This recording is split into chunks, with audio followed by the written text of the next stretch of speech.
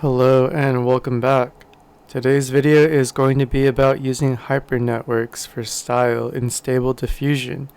I'll be showing how I trained and evaluated my hypernetwork and compare those results with the results from Textual Inversion, which can be found in my previous video. Before I continue, as always, this is the final piece. It was created using a combination of a hypernetwork and a textual inversion embedding through image to image on a very old amateur fan art I drew about 9 or 10 years ago. The original base image for image to image is this. The output image from image to image with the help of both style transfer techniques looked something like this. After several hours, I was able to turn it into this final piece after many compositing and paint over passes. So if you think this artwork is something you find aesthetically pleasing, then I suggest looking into hypernetworks. So for this video, I want to play around with hypernetworks and see how it compares with textual inversion.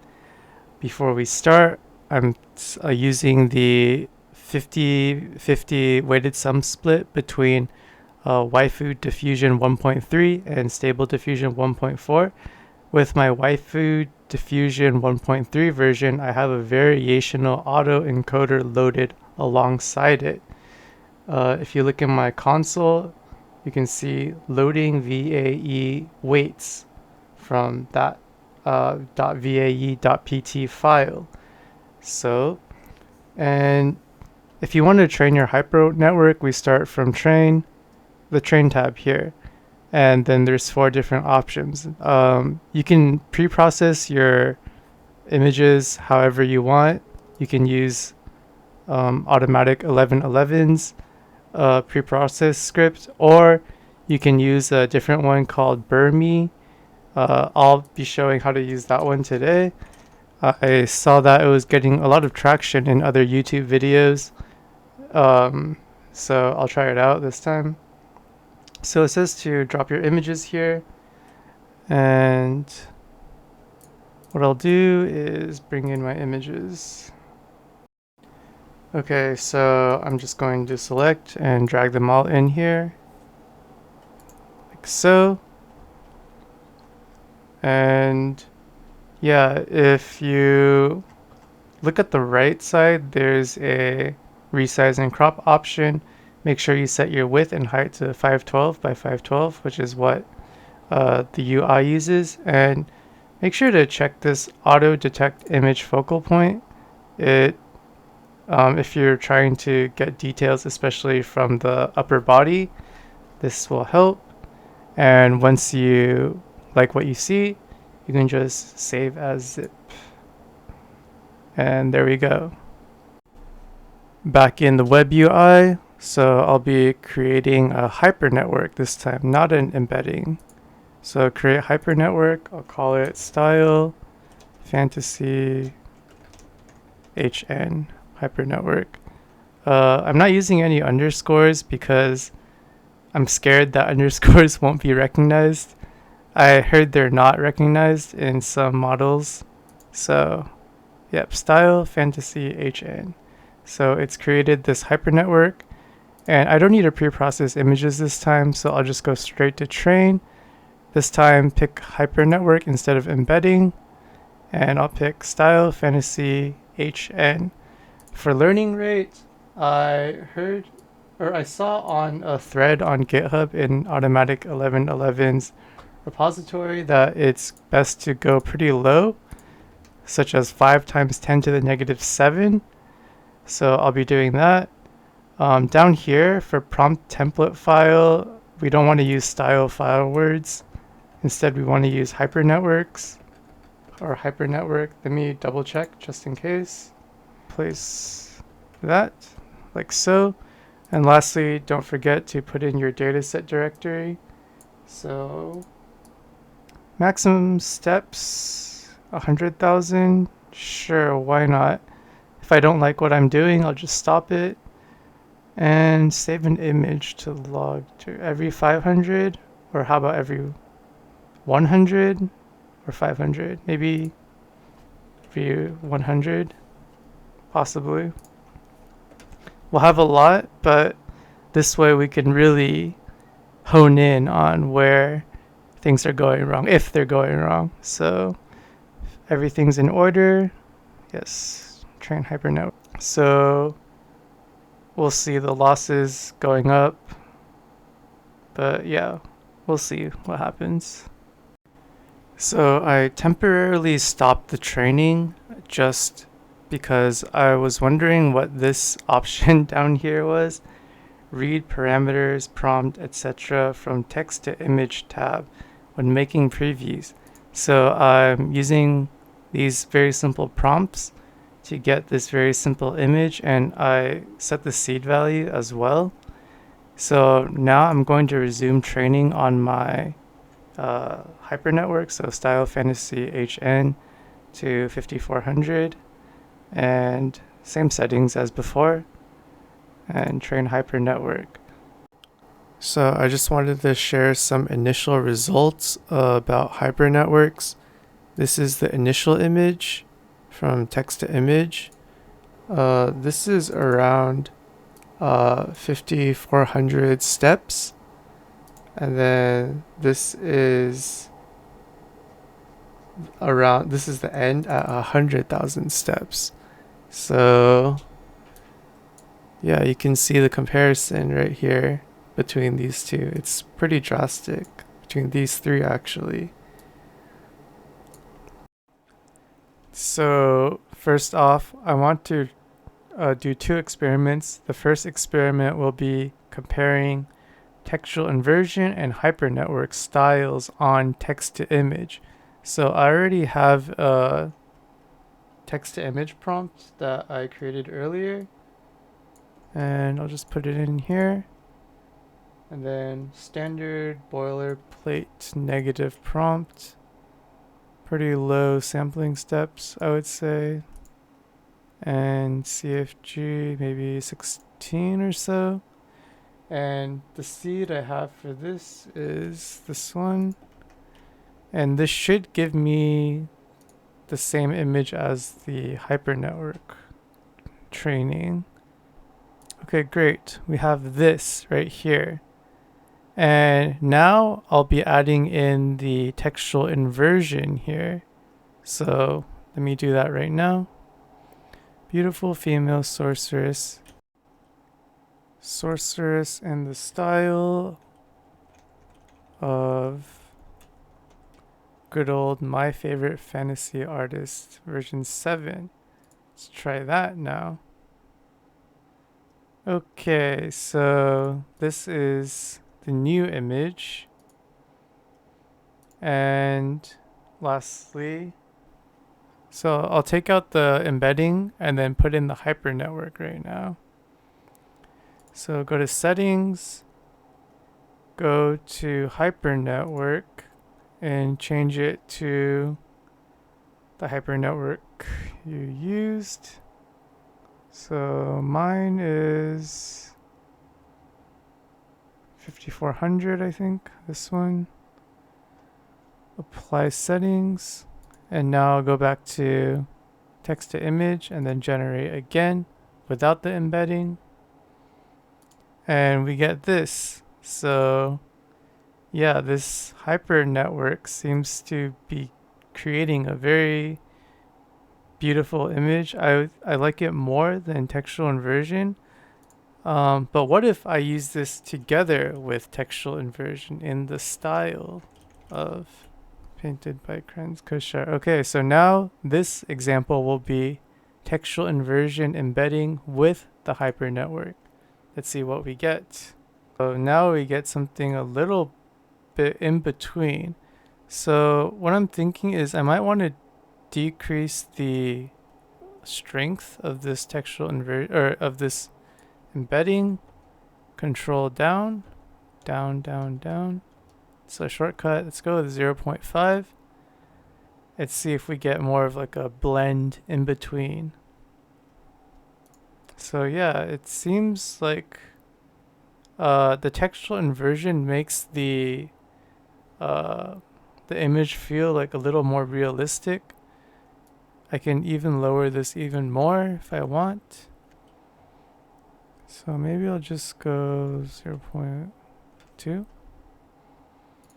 And we should get like less realism and more semi-realism.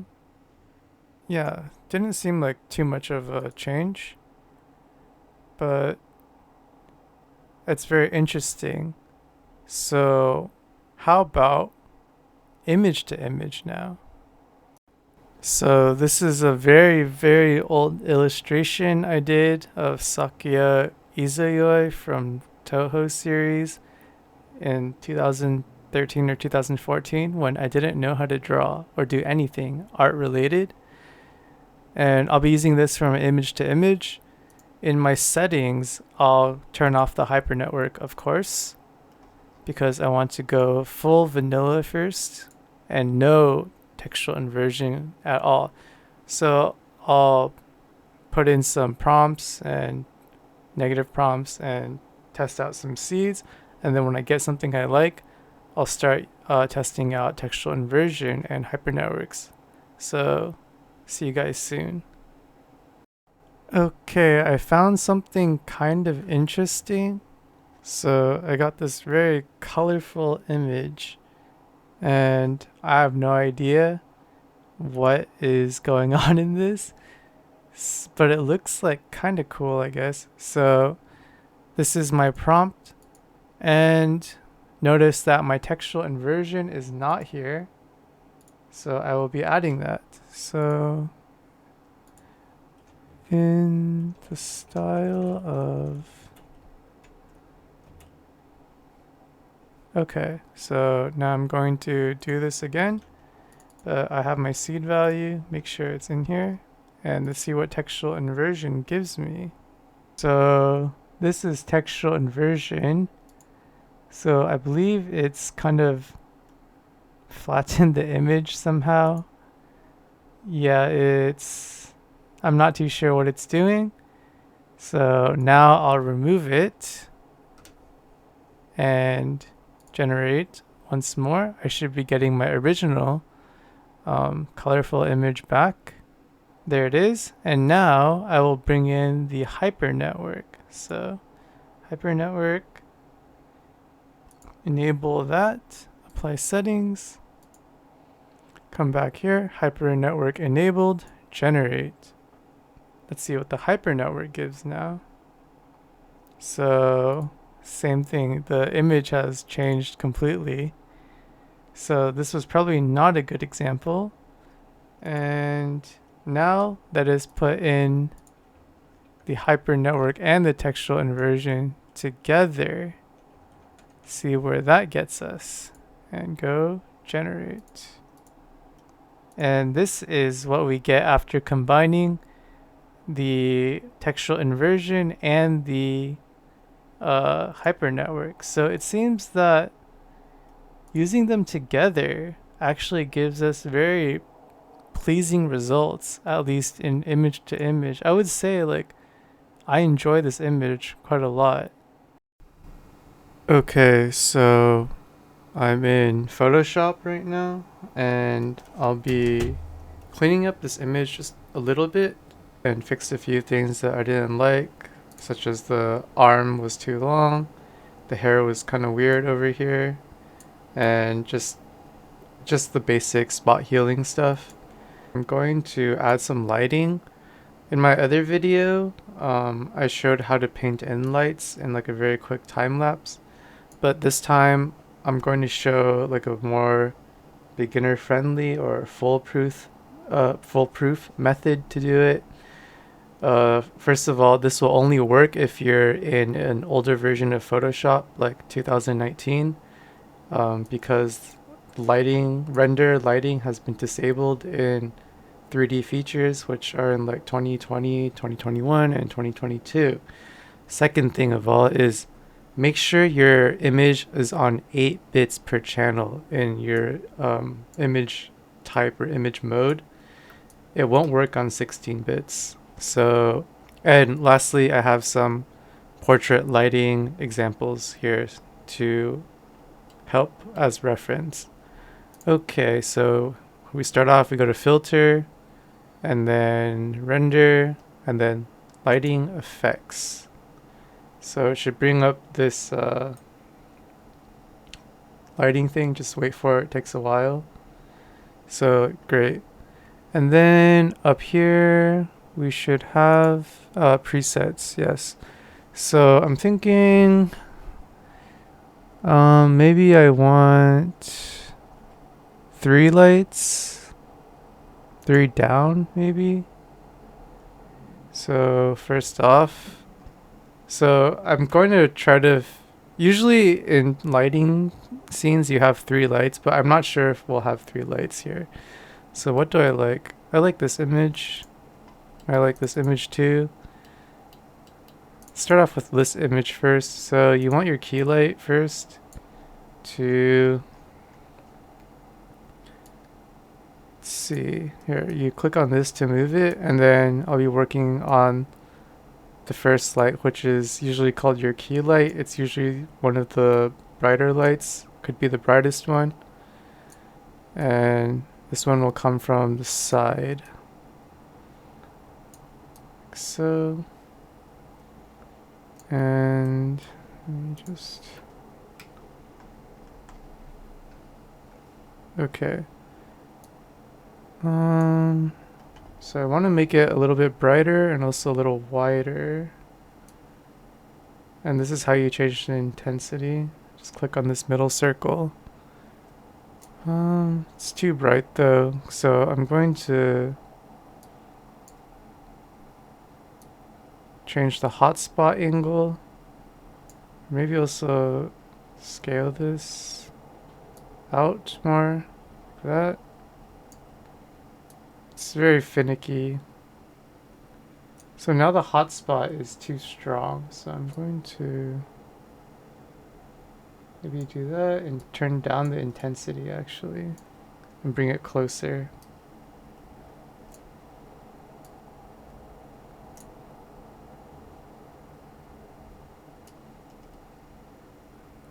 Yeah. So yeah, these lighting effects are not that simple to use.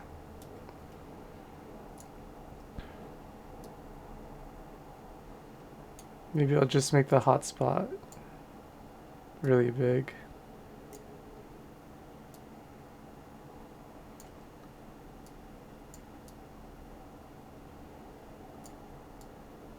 Okay.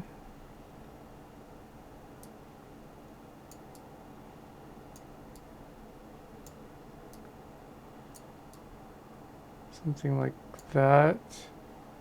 Still look pretty intense. And I want to give a little bit of color to this light. Like in this light you can see it's like little orangey, yellowish.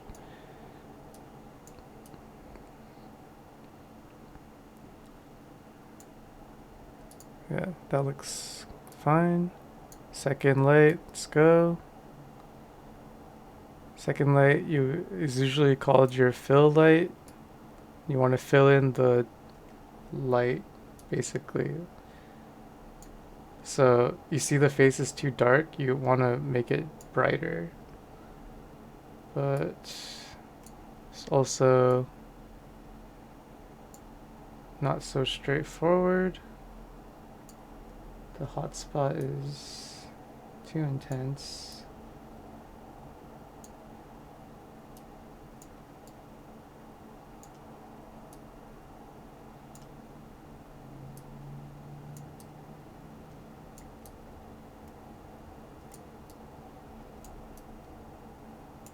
Maybe I'll change this from spot to point, see if that helps.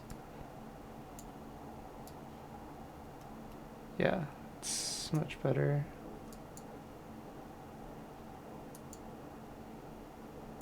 So you see how I can illuminate the face like so?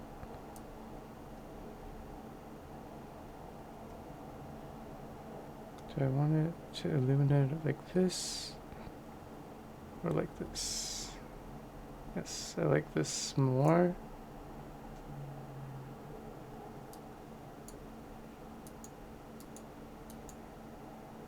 don't want it to be too strong, but I want there to be like highlights still. And then also I'll change the color, maybe red.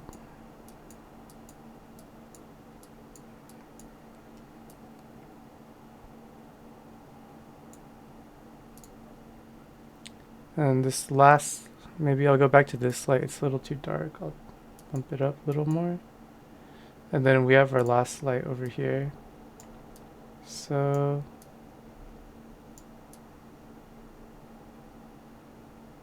see how I want to do this. It's really hard to get a rim light or like a backlight in this kind of setup because Photoshop, you know, it's not that, it's not a 3D software package, so I'll just try to do my best. Just make sure your focal point is well lit, which would be the face. And also give it like a little bit of color.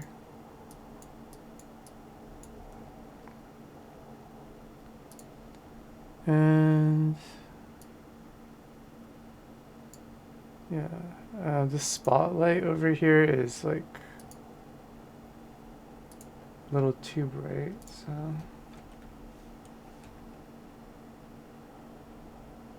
30. Okay. Then this light is kind of bothering me still. Okay, I got like some interesting things so far, like this and that, but I actually changed my mind. I don't really like how this hair is flowing out on both sides. So I'm going, and also the sides of the picture, like the vignette that I put in is way too dark. So I'm going to go back and change the shading a little bit, or the lighting, I mean. So I wanted to take a short break and show what the piece looks like during the process. I haven't finished it right now yet. I'm still thinking of what I want, how to improve it, but this is what I have right now, and this is what I started with. So this was the base layer, and then I took it into Photoshop and started spot healing, fixing some things, and then previously I added that lighting layer, or using the render lighting effects. Then after that I did some generations and some compositing. I really liked how the skull was turning out, so it gave me an idea. So I kept working on the skull a little bit more, just manually painting every which way.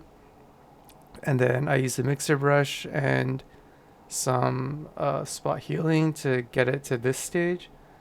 And then next I took it back into image to image and then got these images. So you can see that I composited some further mechanical pieces all around, and then also I got a better version of the skull, still not finished. And lastly I added this adjustments folder just to desaturate the blue around here. It's a little too strong right now, so I'm going to actually not make it too desaturated.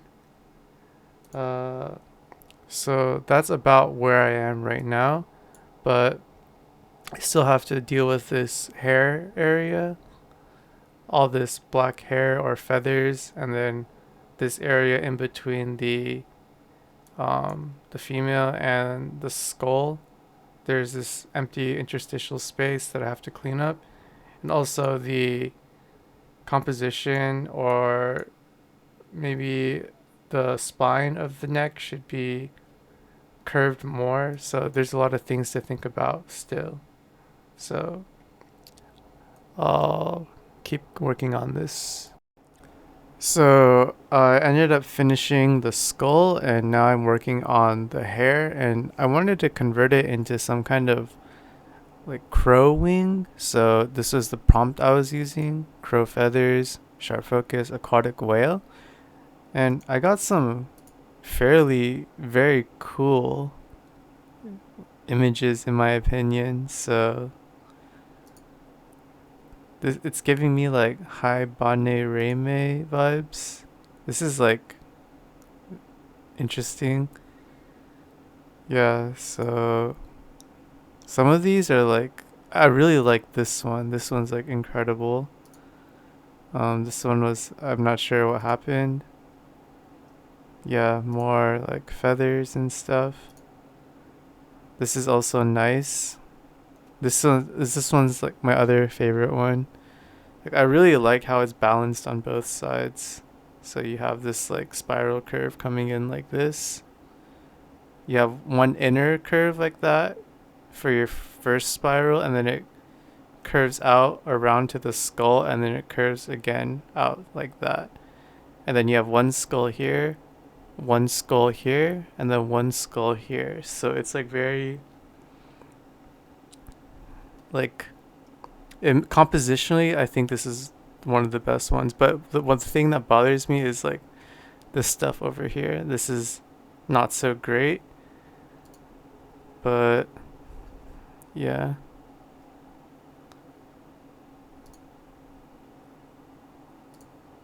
This one kind of reminds me of like Tokyo Ghoul. Yeah. And I think there's one more at the end. I like this one too. It like it feels like very nice down here. And yeah, this one's also pretty interesting. This one looks like she has like a kind of like a demon arm or something, like reaching into this aether over here. So I really like what's going on here as well. So yeah, just showing what's happening.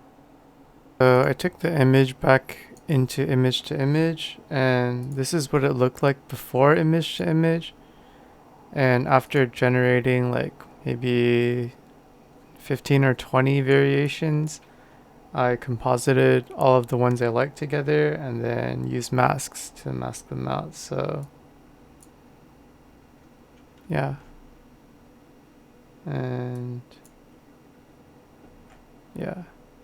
So now I'm still like thinking about whether I want to add this one in to fix the flow a little. I mean, it feels like a little contrast. Like I don't really like the shape of it, but yeah, it's getting there. I want to add like some lines on this mechanical piece here. It's kind of like a sword, I guess.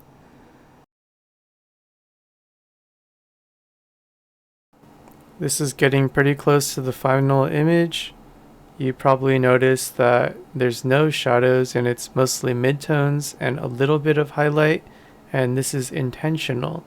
The reason I like to work this way is because I also take photographs a lot, and I work with 3D renders most of the time, which renders in the EXR format, and that EXR format is usually a pretty flat image. You can think of it as raw when you take photographs using a more high-end camera. And so as you have a pretty washed out image, you can handle the color correction and shadows and lighting by yourself. So I've gone ahead and done the lighting already. So in my lighting folder or group, this is how I set it up. Basically, I have a completely dark layer. I turn down the whites, and then next I have my original midtone layer, and this acts as the fill light layer. And then after that I have the highlights, which are like so, pretty straightforward. And lastly, I add a little bit of color dodge, or you can use overlay or whatever, just to give some punch or vibrance to your lights. If you observe in real life, as light turns a surface, it becomes more saturated, which is why I use this orange color here as my color dodge. And yeah, I'm just going to do some more color correction, and it should be done fairly soon. I was I was kind of unhappy with the face that I had, so I tried out putting that old face back into image to image, and I got these as results.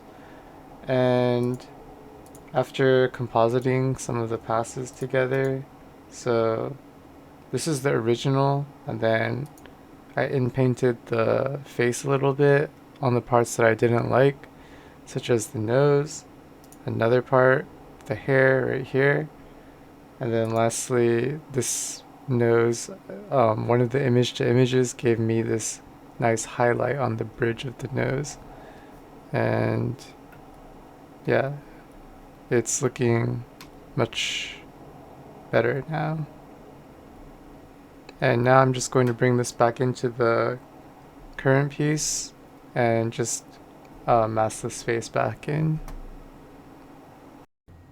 One last thing I wanted to add is that I had my new face, right? Which is this one, but it looked worse.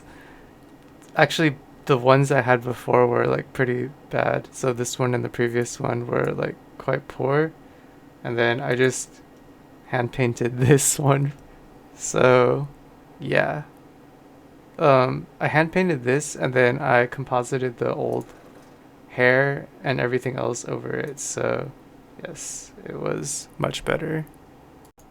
So there you have it. This one took me a while, probably around 20 hours, which is way too much for painting. Also, I wish I had started with the face first because the head is a measuring stick for the body's proportions. Originally, I thought I was just going to stay with the face, the anime face it gave me, but as the piece evolved, I realized that it didn't, the face that I had originally did not fit with the style of the entire piece. So in conclusion, I feel like hypernetworks are better than textual inversion at getting you closer to the style you want.